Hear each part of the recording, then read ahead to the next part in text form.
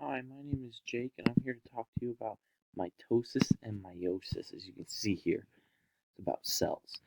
Now, the phases of the cell cycle. The cell cycle consists of the interphase and the meiotic phase. The meiotic phase is also called cell division. The interphase is also called normal cell activity. So you can see the intercell kind of goes around the inside, the growth, the DNA synthase, the growth, for the G2 and the G1. And the cell division kind of divides that. Functions of cell division, these are big. The reproduction, which is obviously the reproduction of cells, growth and development, and tissue renewal. Cell division, an integral part of the cell cycle, results in genetically identical daughter cells. Before they can divide, ensuring that these daughter cell receives an exact copy of the genetic material, or the DNA. The structure of chromosomes is big in this field of study. Chromosomes are composed of a complex DNA and protein called chromatin that condenses during cell division. DNA exists as a single long double-stranded fiber extending chromosomes' entire length. Double helix. The ladder, say, imagine you think of the game Chutes and Ladders. You know how they have the ladders, you take that, you kind of twist it a little bit. It'll look like that. Now, obviously, it won't be a ladder, it'll be a DNA sequence, but it kind of looks like that in a diagram. The structure of chromosomes. As you can see here in this diagram, there's 200 nucleotide pairs of DNA wraps twice around a group of 8 histone proteins to form a nucleosome. Now, this is an important term. I want to look at this. Again, the structure of chromosomes. Heterochromatin refers to highly coiled regions where the genes aren't expressed, and euchromatin refers to loosely coiled regions where genes can be expressed. So heterochromatin is highly coiled regions, and euchromatin are loosely coiled regions. Structure of chromosomes, a big one here, RNA production called nucleose. As you can see in the diagram, the little black spot is nucleole. Chromosomes, non-homologous chromosomes. They look different and they control different traits. The sex chromosomes are distinct from each other in their characteristics, represented by X and Y. They determine the sex of the individual, at double X being female, XY being male. This is where your 46 chromosomes come into play. That for a human. As you can see here, as I just said, a human has 46 chromosomes. 23 from the mother and 23 from the father that combine together to make one human. As you can see here, this is a good diagram of this. Homologous chromosomes, they look the same, they control the same traits. That's why, because they're homologous. Homo means same. That's a big part. Homo means same. The structure of chromosomes, a diploid, a cell processing 2 copies of each chromosome. Haploid, a cell processing a single copy of each chromosome. They're the human sex cells, and diploids are the human body cells. You can stop and write this down for a second. And then here, the phase of the cell cycle. The interphase. This is how we saw earlier with the interphase wrapping around at the beginning of the video.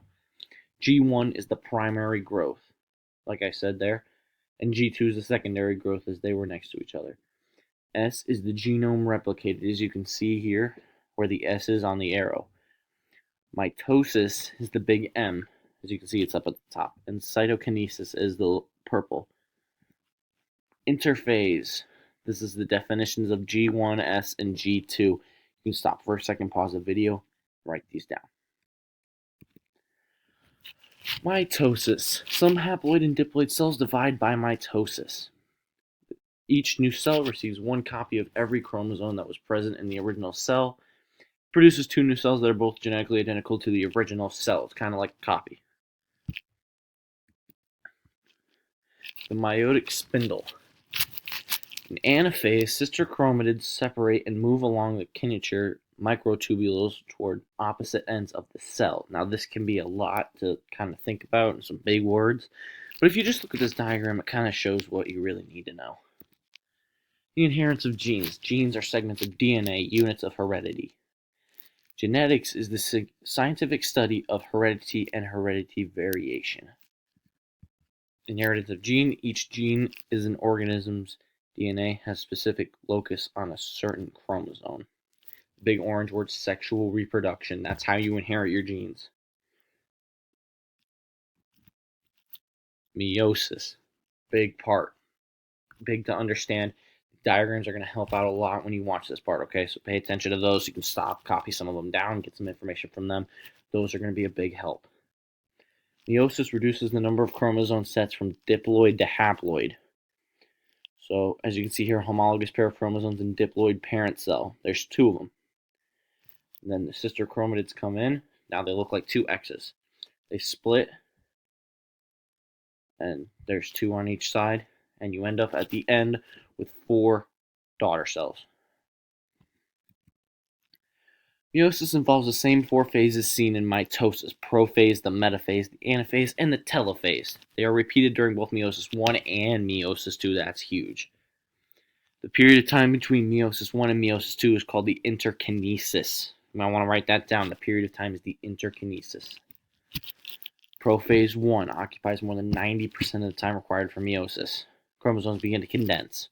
They begin to come getting closer, getting ready to stop. As you can see, they start moving and they cross over. Metaphase 1. Metaphase 1, the tetrads line up the metaphase plate with 1 chromosome facing each pole. As you can see here, in metaphase 1, in the middle of this diagram, look at that. That would be a very good showing of what it would be if you are visual. If not, go ahead and write down the words on the PowerPoint. Anaphase 1 is at the end on the far right-hand side of the diagram. The homologous chromosomes separate in anaphase 1. Sister chromatids remain attached at the centrome and move as 1 unit toward the pole. So the poles are at the top. Kind of think of the Earth for the poles in anaphase and metaphase. They're kind of at the top, and the chromatids are trying to move toward them. Telophase and cytokinesis. This is the end of that. At the beginning of telophase 1, each half of the cell has a haploid set of chromosomes. Now, I know there's no diagram for this, but it's okay. It's still kind of gives a good verbal definition of what it would be. So you can stop, write down some of that. Prophase 2. Meiosis 2 is similar to mitosis. In prophase 2, a spindle apparatus forms. So as you can see here in the diagram, it starts off telophase 1 and cytokinesis to prophase 2, where we are now. As you can see, it looks kind of the same, give or take the size that they are and the balance of chromatids. The metaphase 2 is right after prophase 2. It's kind of the aligning up. They're right in the middle. They're about to split to go to each pole. The sister chromatids are at this metaphase plate. Because crossing over in meiosis 1, the 2 sister chromatids of each chromosome are no longer genetically identical. Now, moving on to anaphase, the sister chromatids separate. That's a big part of anaphase. They separate. They break up and go toward each pole. They go toward the opposite poles. Now, telophase 2 and cytokinesis. In telophase 2, the chromosomes arrive at opposite poles. Nuclei form and the chromosomes begin to decondensing. Haploid daughter cells are forming in this. So what's a comparison of mitosis and meiosis? Well, mitosis has prophase, metaphase, anaphase, telophase. They end up with 2. The sister chromatids separate during the anaphase, and you end up with, as you can see at the bottom of mitosis, that. Now in meiosis, you end up with 4 daughter cells. You start off kind of all jumbled together, then they kind of do it in more terms, and they split more evenly into 4 cells. Now in comparison, the meiosis will have synapses crossing over. 1 diploid cell produces 4 haploid cells. In mitosis, 1 diploid cell produces 2 diploid cells, or 1 haploid cell produces 2 haploid cells. That's important. New cells are genetically identical in original cell except for mutation. Except for mutation for mitosis. That's a huge thing here. Oh, and I guess that's the end of that. So that's all I have to say about meiosis and mitosis. I hope to help you out. If anything, you can go back to the video and watch some more that you're confused about. Thanks for watching.